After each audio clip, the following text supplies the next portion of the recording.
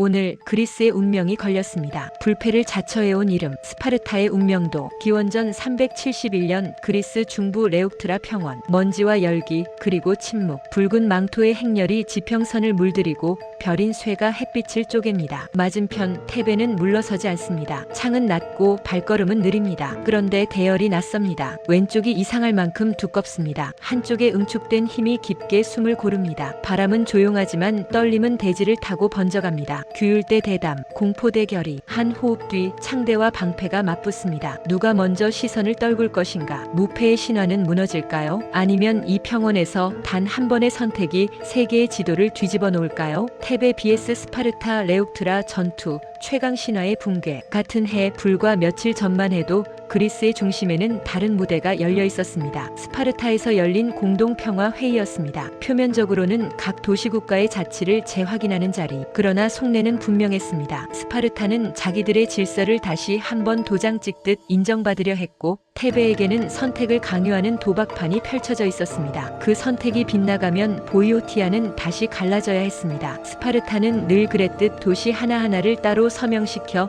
연맹을 해체하는 방식으로 지배를 공고히 해왔습니다. 테베가 보이오티아 전체를 대표해 서명하려 하자 스파르타의 국왕 아게실라오스는 차갑게 고개를 저었습니다. 도시는 하나씩만, 연맹은 없다. 그 한마디가 오늘의 전장을 불러낸 씨앗이 되었습니다. 에파미논다스, 화려한 수사도 영웅적 허세도 멀리한 장군. 그러나 그는 보이오티아가 도시들의 모임이 아니라 하나의 구조로 움직일 때에만 스파르타의 개입을 버텨낼 수 있다고 보았습니다. 그래서 회의장에서 보이오티아 전체의 이름으로 서명을 주장했고, 그 즉시 테베는 평화에서 배제되었습니다. 말의 싸움은 끝났고 이제는 행군의 차례였습니다. 이 갈등의 배경에는 스파르타가 쌓아올린 오랜 질서가 도사리고 있었습니다. 펠로폰네소스 전쟁의 승자 스파르타는 안탈키다스의 평화 이후 그리스 전역의 심판자를 자처했습니다. 자치라는 규칙을 내세워 경쟁자들의 연맹을 해체했고, 필요하면 원정군을 보내 반항하는 도시를 고립시켰습니다. 패배를 모르는 군대와 흔들리지 않는 권위, 그 두 요소가 섞여 그리스의 균형을 한 손에 움켜쥐고 있었습니다. 그러나 테베는 그 소나기에서 이미 한 번 벗어나 본 도시였습니다. 기원전 382년 스파르타 장교가 쿠데타로 테베의 아크로폴리스 카드메이아를 장악했고 유력자들은 추방당했으며 도시는 꼭두각시 정권 아래 놓였습니다. 3년 뒤 망명자들이 칼을 거꾸로 세워 돌아왔고 도시를 탈환했습니다. 그 중심에 선 이름 펠로피다스였습니다. 펠로피다스, 대담함으로 이름난 지휘관. 해방 이후 그는 정예 호플리테스 300명으로 구성된 신성대를 조직해 테베의 심장으로 삼았습니다. 서로가 서로의 방패가 되고 훈련과 결속으로 한 몸처럼 움직이는 소수정예. 이 부대는 곧 다가올 전장에서 결정적 순간과 마주하게 됩니다. 테베는 해방에 그치지 않고 보이오티아 연맹을 재건했습니다. 각 도시가 공동 방위와 조세를 공유하는 체계로 묶이자 스파르타의 개입은 과거보다 훨씬 어려워졌습니다. 스파르타는 즉시 군을 올려 몇 차례 침공을 시도했지만 테베는 기동성과 협동전으로 그 물결을 막아냈습니다. 농경 도시들의 징발력, 늘어난 기병대, 연맹이 제공한 행정력, 이 톱니들이 맞물리자 스파르타의 원정은 기대만큼의 성과를 내지 못했습니다. 그 사이 테베의 또 한 인물이 부상했습니다. 에파미논다스, 철학과 수학에 밝았다고 전해지는 사색형 장군이었습니다. 그는 전쟁을 단순한 용맹의 경연이 아니라 수와 방향, 심리와 조직이 엮어내는 시스템으로 보았습니다. 강함을 흉내내는 것이 아니라 강함이 기대고 있는 구조를 흔드는 길을 찾으려 한 사람. 테베는 이 두 사람, 펠로피다스와 에파미논다스를 앞세워 스파르타의 공식을 정면으로 바꾸려 했습니다. 그럼에도 스파르타의 근력은 건재했습니다. 국왕 클레옴브로토스 1세는 북쪽 전선, 포키스 일대에서 병력을 모아 보이오티아로의 진군 채비를 마쳤습니다. 목표는 단순했습니다. 테베를 평화체제 밖의 불량 배역으로 규정하고 전장에서 다시 서열을 확인하는 것. 이날의 승리는 스파르타가 누려온 심리적 지배를 다시 박아넣는 효과를 가져올 터였습니다. 문제는 테베가 선택할 길이 많지 않았다는 점이었습니다. 성벽 안으로 물러나 소모전을 택하면 연맹 도시들의 믿음이 흔들립니다. 반대로 평원으로 나가 정면 승부를 벌이면 스파르타의 호플리테스와 정예 시민병을 정면에서 받아야 합니다. 어느 쪽이든 보이오티아의 결속과 테베의 생존이 한 몸처럼 걸려 있었고 오늘의 승패가 곧 내일의 지도를 바꾸게 되어 있었습니다. 그리스의 평화 체제도 여기서 시험받고 있었습니다. 공동 평화는 모든 도시의 자치를 명분으로 삼았지만 실제로는 스파르타의 검이 보증하는 규칙이었습니다. 만약 테베가 스파르타의 명령에 굴복하면 다른 도시들은 다시 침묵을 택할 것입니다. 반대로 테베가 공개 전장에서 스파르타를 멈춰 세운다면 자치의 의미가 비로소 도시들의 선택으로 돌아옵니다. 전장은 제도에 대한 투표소가 되었습니다. 371년 스파르타 회의장의 결렬은 곧장 행군으로 이어졌습니다. 클레옴브로토스는 보이오티아로 들어오는 전통적 고개를 피하고 요충을 선점하는 우회로를 택했습니다. 예상 밖의 경로로 서쪽 깊숙이 침투하며 테베를 평원으로 끌어내리려 한 것입니다. 테베가 시간을 더 끌었다면 주변 동맹 도시들의 이탈이 수와 거리로 현실이 되는 순간이 다가오고 있었습니다. 테베의 전쟁 회의는 격렬했습니다. 싸울 것인가, 버틸 것인가, 싸운다면 어떻게 싸울 것인가. 모두가 스파르타의 정의 우익을 알고 있었습니다. 그들이 전장을 오른쪽에서 눌러대는 패턴은 너무도 익숙했고 익숙함은 곧 공포가 되었습니다. 그 패턴을 바꾸지 못하면 결말은 예측 가능했습니다. 에파미논다스는 전장을 지도 위 선의 문제가 아니라 흐름의 문제로 보았습니다. 힘의 방향을 바꾸고 시간을 비틀 수 있다고 믿었습니다. 우리에게 유리한 전선, 우리가 먼저 만들 접점을 찾아야 한다고 말했습니다. 그리고 한 가지 아이디어를 꺼내 보였습니다. 상식으로 여겨지던 팔랑크스의 배열을 근본에서 바꾸는 선택이었습니다. 펠로피다스는 그 옆에서 단호했습니다. 신성대는 어떤 자리에서든 버틸 수 있다고 말했고 사기가 전장을 움직인다는 단순한 사실을 누구보다 크게 증명하고자 했습니다. 맞서 싸우지 못하는 연맹은 곧 연맹이 아닙니다. 동맹의 눈을 마주 볼 수 있는 결정을 지금 내려야 했습니다. 스파르타 진영의 계산은 간명했습니다. 수적 우세와 명성, 그리고 선례. 스파르타의 우익에는 언제나 최정예가 섰고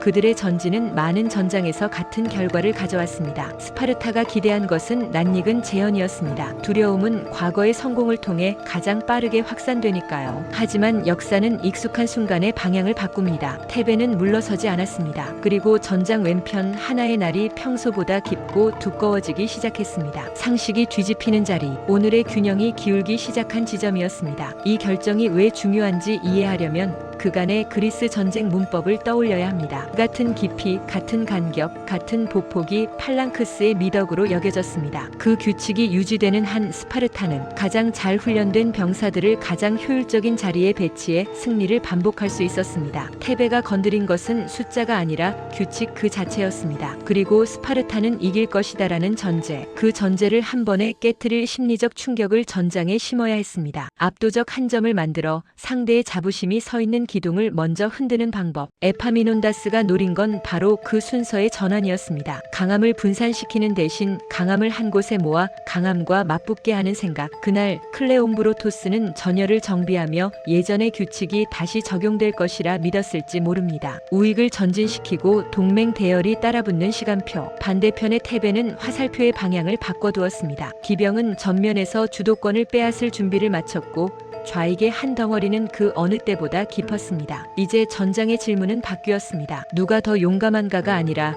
누가 전장을 더 잘 설계했는가. 이것이 오늘의 발화점이었습니다. 평화회의장의 결렬로 시작된 균열은 한 도시의 지휘관이 규칙을 다시 쓰겠다는 결심으로 불꽃을 얻었습니다. 스파르타의 신화는 칼과 방패의 강도로만 유지된 것이 아니었습니다. 모두가 그 강도를 믿는 마음으로 유지되었습니다. 믿음을 무너뜨리는 가장 빠른 길은 전장에서 예상과 다른 결과를 만드는 일입니다. 이제 레옥트라의 평원은 두 방식의 시험대가 되었습니다. 규율로 축적된 권위와 구조를 바꾸는 상상력. 승부의 무게는 한쪽으로 기울 것이고 그 기울어짐은 곧 그리스 세계의 권력 지도를 다시 그리게 만들 것입니다. 전투는 아직 시작에 불과합니다. 그러나 방향은 이미 정해졌습니다. 다음 화에서는 테베 좌익의 비밀, 기병의 선제, 그리고 에파미논다스가 만든 사선 전진이 스파르타의 우익을 어떻게 무너뜨렸는지 따라가 보겠습니다. 이제 논쟁의 여우는 군화의 박자로 대체되었습니다. 스파르타군의 지휘는 국왕 클레옴브로토스가 맡았고 맞은편 사열 앞에는 에파미논다스의 배치가 하나의 의도를 품은 선으로 모습을 드러냈습니다. 긴 준비가 끝나면 남는 것은 세 가지뿐. 배열, 타이밍,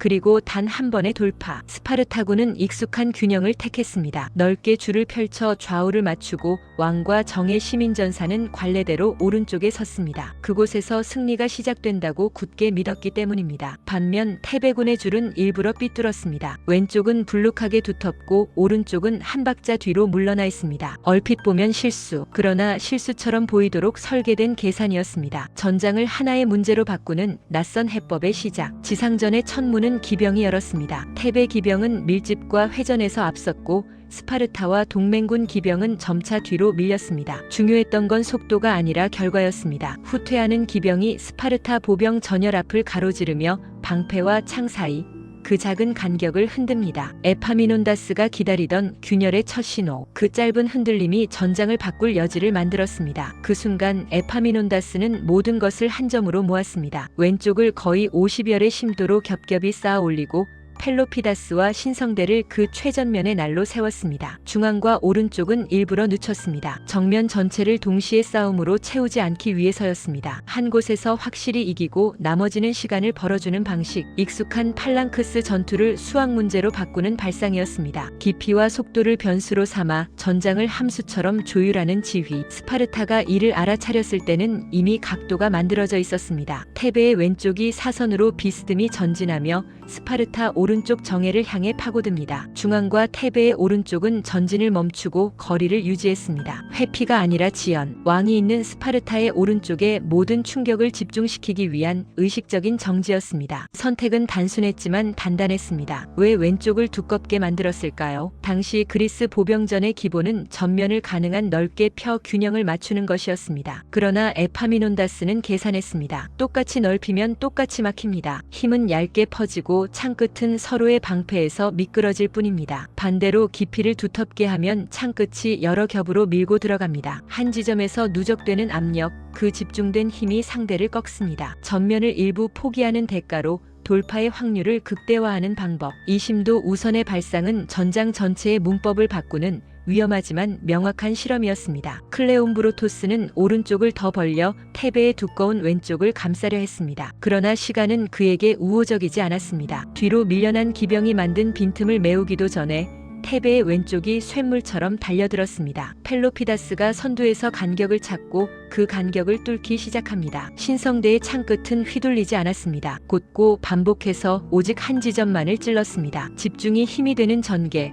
그 목적이 눈앞에서 형체를 갖습니다. 대열이 맞붙자 곧 차이가 나타났습니다. 스파르타 정예의 방패벽은 여전히 견고했지만 압력의 방향이 달랐습니다. 앞에서만 밀리지 않았습니다. 사선으로 비껴 들어오는 테베의 힘이 오른쪽 끝을 안쪽으로 말아 넣었습니다. 오른쪽부터 눌리고 중앙은 아직 거리를 유지하고 왼쪽은 애초에 싸움에 들어가지 않는 그림. 전장을 한 군데에서 꺾는 전개가 느리지만 확실하게 완성되어 갔습니다. 스파르타의 반격도 만만치 않았습니다. 왕을 중심으로 호위대 히페이스가 마창을 세우고 방패를 어깨에 올린 채 전면을 고정했습니다. 양측의 창끝이 겹치며 인간과 금속의 압력이 서로를 갈아내는 동안 에파미논다스는 속도를 조절했습니다. 너무 빨라 대열이 흐트러지지 않게, 너무 느려 상대가 정비할 틈을 주지 않게 전진과 정지의 리듬으로 스파르타의 호흡을 흔들었습니다. 박자 하나 반걸음 하나가 전장을 기울이는 순간들이 이어졌습니다. 결정적 장면은 그 리듬의 공백에서 일어났습니다. 스파르타 오른쪽이 간격을 좁히려 순간적으로 속도를 높인 그때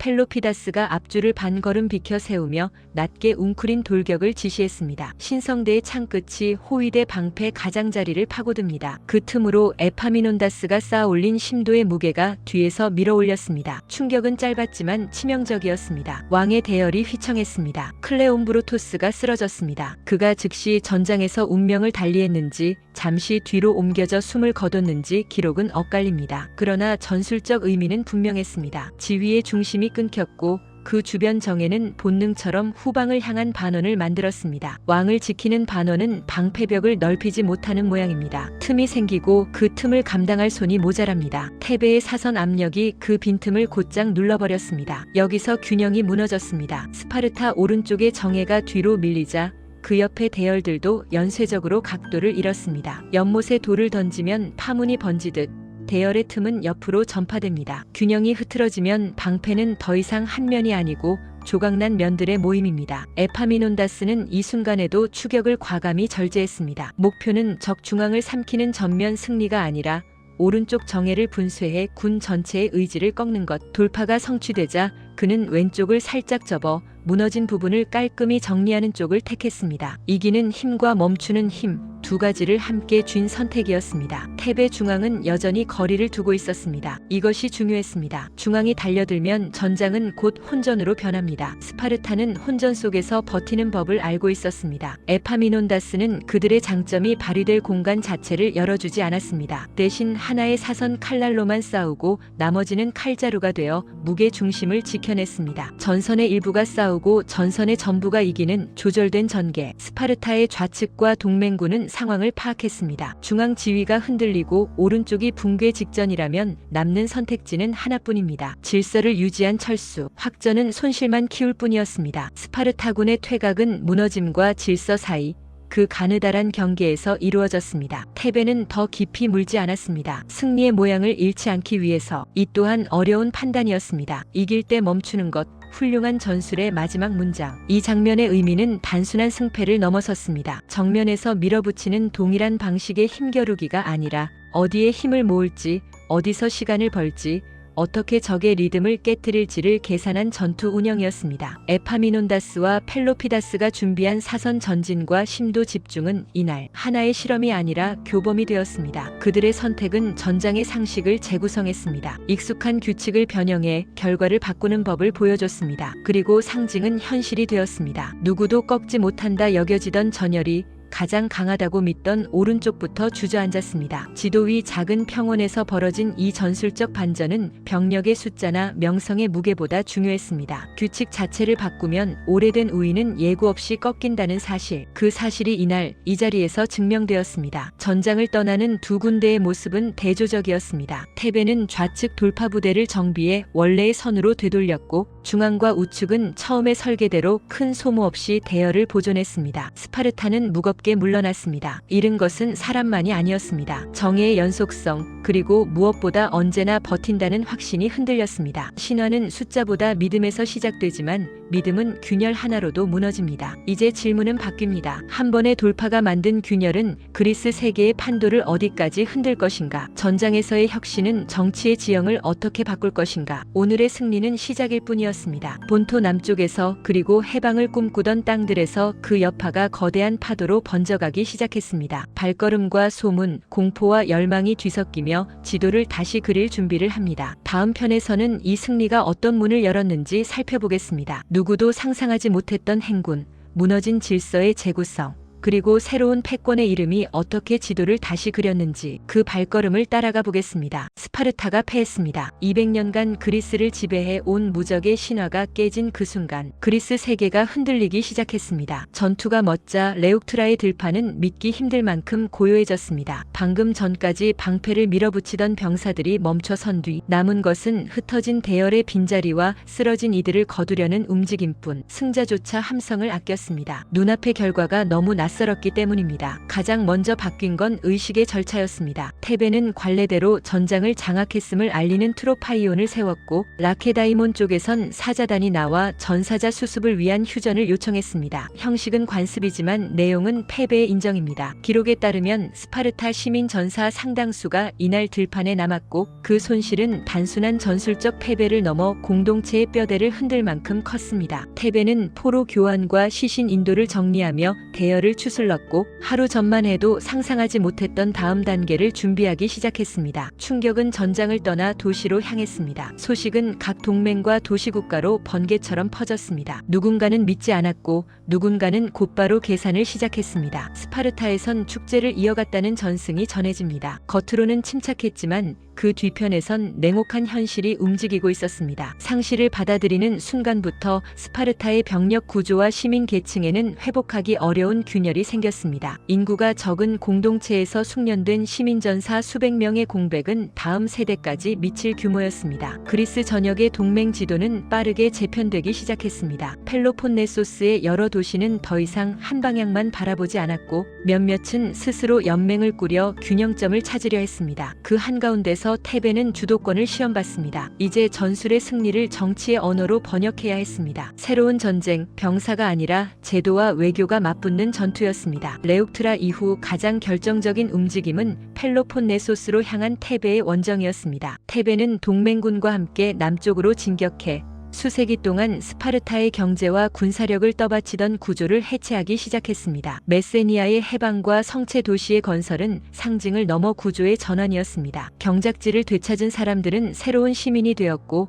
스파르타는 가장 크고 안정적인 자원 기반을 잃었습니다. 이는 단기간의 치욕이 아니라 장기간의 약화를 뜻했습니다. 어느 전선에서든 스파르타가 병력을 모으기 어려워지는 현실, 그것이 눈앞에 펼쳐졌습니다. 아르카디아에도 변화의 바람이 불었습니다. 갈라져 있던 도시들은 하나의 목소리를 내기 시작했고 새로운 수도와 제도적 틀을 마련했습니다. 그리스 남부는 단일한 권위에 매이지 않으며 서로 다른 중심들이 얽히는 다극적 지형으로 바뀌어갔습니다. 테베의 신진 세력은 연맹을 넓혀 북쪽의 세력들까지 묶어내려 했습니다. 그러나 모든 도시가 기꺼이 박수를 보낸 것은 아니었습니다. 테베가 새로운 질서를 이끌 수 있을지 각자는 저마다의 손익을 저울질했습니다. 승자의 시간은 늘 짧습니다. 그 짧은 시간 안에 무엇을 제도화하느냐가 이후의 역사를 가릅니다. 레욱트라는 전술의 교과서를 바꾼 현장이기도 했습니다. 한쪽에 힘을 집중하고 다른 쪽을 의도적으로 늦추는 발상의 전환은 용기만으로 설명되지 않는 승리의 구조를 드러냈습니다. 기병 운용과 보병의 결합, 지형의 활용, 유연한 지휘는 이후 수십 년간 그리스 전장을 연구한 이들에게 표준처럼 인용됐습니다. 무엇보다 두려움의 균형이 바뀌었습니다. 스파르타라는 이름만으로 형성되던 심리적 우위가 사라지자 많은 도시가 싸워볼 수 있다는 감각을 되찾았습니다. 이것이야말로 전쟁에서 가장 무서운 변화였습니다. 그러나 역사는 새로운 중심을 쉽게 허락하지 않습니다. 테베는 스파르타를 넘어서는 권위를 세우고자 했고 몇 차례의 남하와 동맹 재편으로 영향력을 넓혔습니다. 그 과정에서 옛 동지들과의 이해는 갈라지기도 했습니다. 해방과 자치의 깃발 아래 모였던 동맹은 시간이 갈수록 각자의 이익을 더 따졌습니다. 테베는 군사적 성공을 정치적 합의로 고정시키려 했지만 그리스 세계는 이미 너무 다원적이었습니다. 레욱트라의 승리가 곧바로 테베의 시대를 보장해주진 않았습니다. 그럼에도 이 전투의 유산은 그리스 바깥까지 퍼져나갔습니다. 그 전략과 전술을 눈으로 본 젊은 군인들 가운데에는 고향으로 돌아가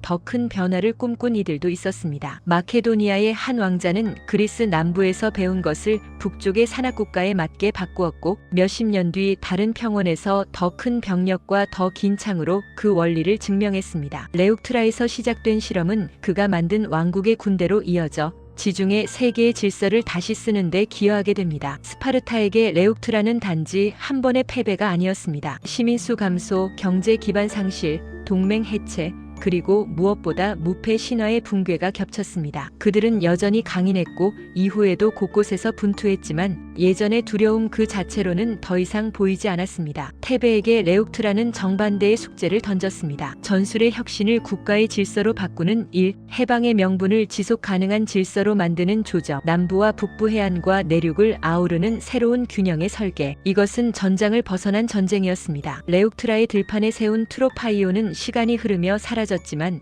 그날 생긴 균열은 오래 남았습니다. 그 균열은 도시국가의 한계를 드러냈고 누가 가장 용감한가가 아니라 누가 구조를 바꾸는가가 역사의 기준이 되어야 함을 보여줬습니다. 테베의 장군들은 그 사실을 누구보다 먼저 실험했습니다. 그래서 레욱트라는 승리의 기록이자 동시에 다음 과제를 예고하는 서문이 되었습니다. 이제 이야기는 다음 장으로 넘어갑니다. 스파르타를 꺾은 그들이 어떻게 펠로폰네소스 깊숙이 들어가 옛 질서를 해체하고 새로운 도시를 세웠는지, 그리고 연속된 원정 끝에서 어떤 반격과 시험을 맞는지 살펴볼 차례입니다. 강대함을 무너뜨리는 일과 그 빈자리에 질서를 세우는 일은 전혀 다르입니다. 테베는 곧 그 차이를 알게 됩니다. 역사는 승리와 패배의 숫자만으로 움직이지 않습니다. 선택과 제도 그리고 신화를 대체하는 새로운 상식이 역사를 움직입니다. 레욱트라는 그 전환의 순간이었습니다. 한 도시국가의 신화가 사라진 자리에서 새로운 가능성과 새로운 불안이 동시에 태어났습니다. 그리고 그 여파는 우리를 그리스의 마지막 대전투 중 하나로 이끌고 있습니다. 다음 이야기 만티네이아 전투, 테베의 절정과